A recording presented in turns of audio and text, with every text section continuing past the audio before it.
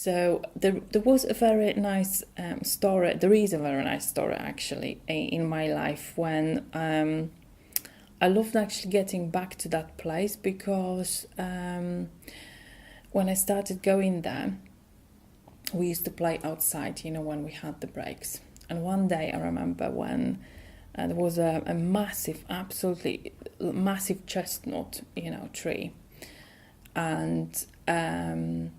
and we stood there around there, obviously playing probably like hide and seek or somewhere, behind the trees. It was massive, absolutely massive.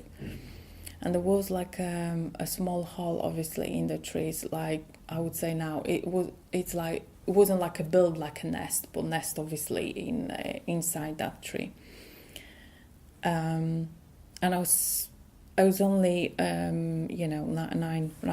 probably 9, 10 years old, but it wasn't very high, in that tree. So I could basically like look in and see what's there. And I was curious at that time.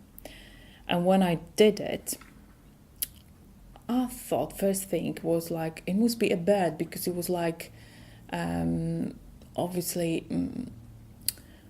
doing the different loads of, making loads of different sounds, but it wasn't kind of reminding me any of a bird, at that point. So I looked at, and I saw a beautiful. So it was absolutely a little owl, beautiful, and it was like a white owl.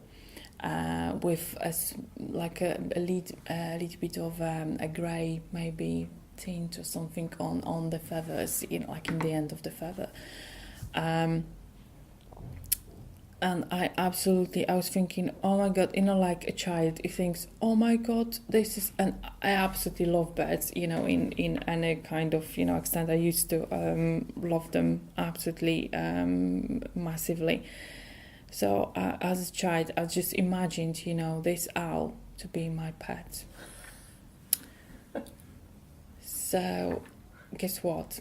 I came back to the catechist and I said, I need to go back home because I've forgotten something.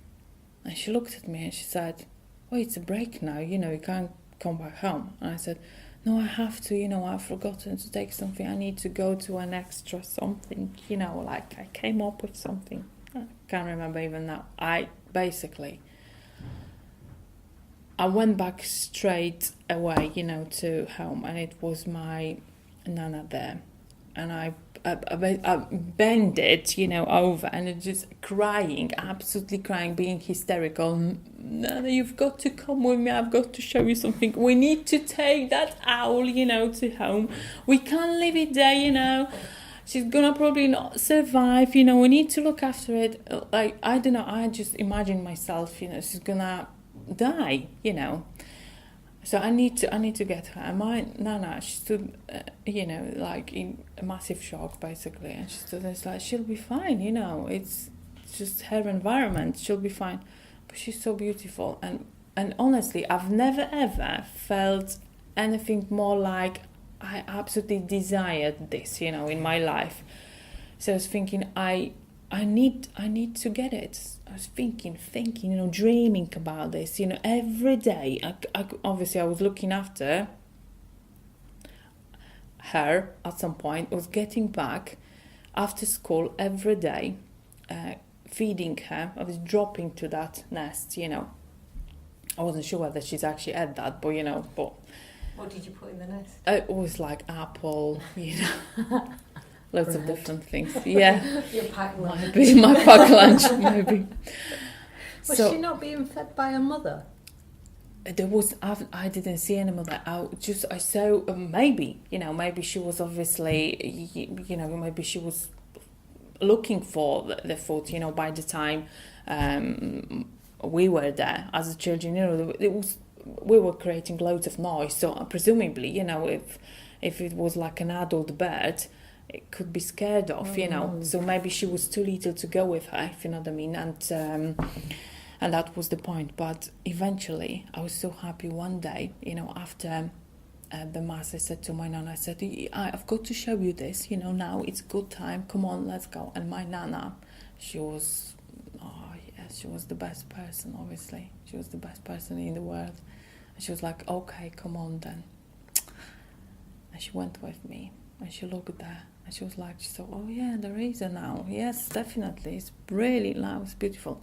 And this owl came out and sat on her finger, so jealous. I thought, oh my God, I've never done it actually.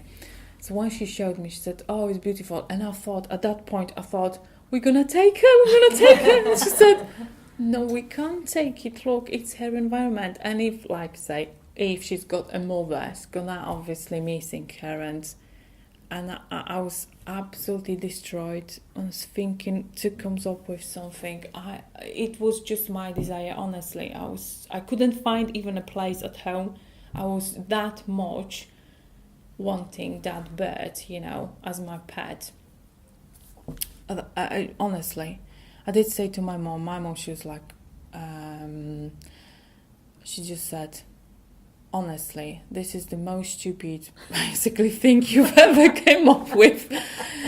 You can't have an owl, a wild owl, right?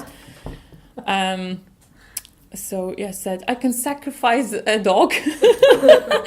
But no, I'll feed it to the owl. No, it was absolutely, so I was coming there every day. And eventually I actually tried, so she was actually sitting on my fingers as well, which was absolutely, so we had this bond until one day. It took probably a couple of months, so she was growing. And then eventually she flew off, and I've never seen her again.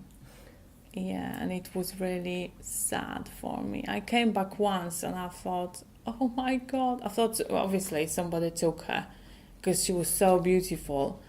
And she was popping out, and so probably was a little bit more visible to everybody. But yes, she disappeared one day, and I've never seen her again. But it was a nice kind of experience for a young child.